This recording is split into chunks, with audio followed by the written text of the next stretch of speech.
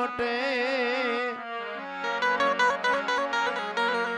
આ તો માર ધાર ને આકાર. એક સંત કહે છે પારસના પ્રતાપથી જો કંચન બને તલવાર, ત્રણ અવગુણ એના કોઈ દી ના મટે પછી માર ધાર ને આકાર.